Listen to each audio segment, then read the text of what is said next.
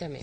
طيب، جهود بقى الدولة المصرية للحد من الانبعاثات الكربونية على مستوى القطاعات المختلفة، يمكن في كذا قطاع عايزين نتكلم عليه، ونبدأ مثلا بقطاع الطاقة، نماذج على ده وأمثلة ليه.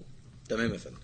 خلينا بس نتكلم ان مصر بعد ما استضافت مؤتمر قمة الأطراف كوب 27 في مدينة السلام في شرم الشيخ، عايز اقول لحضرتك ان المؤتمر ده جه بعد فتره اغلاق على مستوى العالم، مرورا بجائحه كورونا ثم مرورا بالحرب الروسيه الاوكرانيه. فمصر تقدمت بطلب باسم افريقيا انها تستضيف مؤتمر قمه الاطراف.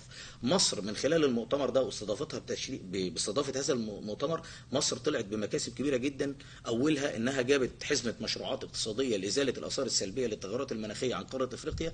تعهدت الولايات المتحده بمبلغ 150 مليون دولار لقاره افريقيا من خلال مصر. مصر فازت حزم مشروعات اقتصادية في الاقتصاد الأخضر والتنمية المستدامة والتحول إلى النقل المستدام ومشاريع طاقة كبيرة جدا نتيجة لمؤتمر قمة الأطراف. خلينا أقول لحضرتك أن العالم كله كان في مصر العام الماضي في شهر 11 في مؤتمر قمة الأطراف. كان في عندنا 190 دولة، حضر 120 رئيس دولة، كان في عندنا 3325 إعلامي دولي من خارج مصر، كان في 10000 من منظمات المجتمع المدني، في عندنا عدد 26000 وفود كانت مشاركة في مصر بإجمالي 44000. كل هذه الشخصيات كانت موجودة في مصر في أرض السلام في شرم الشيخ. وهذه رسالة من القيادة السياسية ومن الجمهورية الجديدة أن مصر بلد الأمن والأمان، وأن مصر مستقرة، وأن مصر قادرة على تنظيم مثل هذه الأحداث الكبيرة باسم قارة أفريقيا، وأن مصر بترجع إلى ترسيم أو رسم سياستها الخارجية وربط علاقتها بدول العالم، خصوصا في فترة ما بعد جائحة كورونا أو فترة ما بعد الحرب الروسية الأوكرانية. خليني أقول لحضرتك أن قطاع الطاقة في مصر هو من أكثر القطاعات اللي بيؤدي إلى زيادة الانبعاثات الكربونية في مصر بنسبة 64.5%. الانبعاثات الكربونية الناتجة من قطاع الطاقة في مصر، مصر كان لازم تتعامل معها بكل حزم وبكل قوة. خليني أقول لحضرتك أن الدولة المصرية يعني من الدول الرائدة على مستوى العالم اللي اتعاملت مع موضوع التغيرات المناخية، انها انتقلت من مرحلة التعهدات إلى مرحلة التنفيذ. كل مؤتمرات قمة الأطراف بداية من مؤتمر جنيف ومؤتمر برلين ومؤتمر كيوتو، ثم وصولا إلى مؤتمر بوينس إيرس في الأرجنتين ومؤتمر لاهاي. كل هذه المؤتمرات كانت بتاخد تعهدات، ولكن كانت في مشكله بتقابلنا، الازمه الاقتصاديه العالميه، وكانت في مشكلات في التمويل. فالدول الناميه ما بتقدرش تقدم التمويل اللازم للدول الدول المتقدمه ما بتقدرش تقدم التمويل اللازم للدول الناميه. مصر من اولى الدول على مستوى العالم، او هنقول من الدول الرائده، انها انتقلت من مرحله التعهدات الى مرحله التنفيذ. خليني اقول لحضرتك على سبيل المثال، قلت ان قطاع الطاقه بيمثل 64.5% من حجم الانبعاثات الكربونيه، وده حجم كبير جدا. خليني اقول لحضرتك ان مصر اتجهت الى الاعتماد على الطاقه النظيفه المتجدده بدل من الطاقه الناتجه عن الوقود الحفري اللي هي بينتج عنها انبعاثات كربونيه. ده تنفيذ بقى زي ما حضرتك بتقول. مصر عملت ايه بقى في سبيل التحول الى الطاقه الجديده المتجدده واتباع اساليب التنميه المستدامه؟ هنقول اول حاجه، اول مشروع قومي مصر عملته هو مشروع محطه بنبان للطاقه الشمسيه. خليني اقول لحضرتك ان مصر ربنا اداها مميزات طبيعيه طبقا لموقعها الجغرافي، ومنها موقع بنبان اللي هو موجود اقصى جنوب مصر في محافظه اسوان. طبقا لدراسات وكاله ناسا لعلوم الفضاء وبعض الجهات العلميه الدوليه وبعض الجهات العلميه داخل مصر، مصر بتقع في الحزام الشمسي. هذه المنطقه منطقه سطوع الشمس بشكل كبير جدا. مصر يقول لحضرتك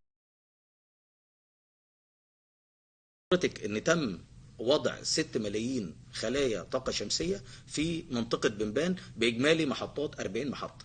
خلينا أقول لحضرتك رقم للسادة المشاهدين، حجم الطاقة الكهربائية المتولدة عن محطة بنبان بيمثل 90% من إنتاج السد العالي. احنا عندنا كده 2 سد عالي في أسوان. ممكن نقول إن أسوان عاصمة الطاقة في مصر. عندنا السد العالي اللي هو بيولد طاقة من خلال المياه، وعندنا محطة بنبان للطاقة الشمسية اللي هي بتولد طاقة بتمثل 90% بتحويل الطاقة الشمسية إلى طاقة كهربائية. طيب مصر لما تحول الطاقة الكهربائية من الطاقة الشمسية، فاحنا بنقلل مستوى الانبعاثات الكربونية في مجال الطاقة بنسبة 3% على مستوى القوم المصري. ده أول مشروع مصر انتقلت فيه لمرحلة التنفيذ، وكان الرئيس عبد الفتاح السيسي رئيس الجمهورية كان افتتح المشروع دوت. المشروع الثاني اللي مصر اشتغلت عليه في مشاريع الطاقة النظيفة هو محطة رياح راس غارب. وخلينا أقول لحضرتك إن محطة رياح راس غارب ده موجود في منطقة إقليم خليج السويس، هذه المنطقة بتعتبر منطقة نشطة في الرياح، وتم برضو عمل دراسات علمية، ولكن هذا المشروع بيمثل شركات القطاع الخاص، يعتبر ده أول مشروع لتوليد الطاقة الكهربية لشركات القطاع الخاص. هذا المشروع لما بدأ ب 125 توربين رياح. المشروع ده بينتج كهرباء تكفي 500 ألف منزل. خليني أقول لحضرتك على سبيل المثال في إحصائية لشركة بريتش بتروليوم بي، إحصائية كانت صدرت عن توليد الطاقة من خلال الرياح.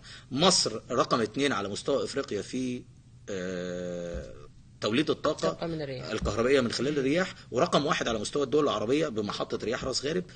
في رقم تاني طبقا برضو لإحصائية شركة بريتش بتروليوم، إن مصر تعتبر من أفضل 15 دولة على مستوى العالم في أفضل مشاريع نمو التحول من طاقة الرياح للطاقة الكهربائية.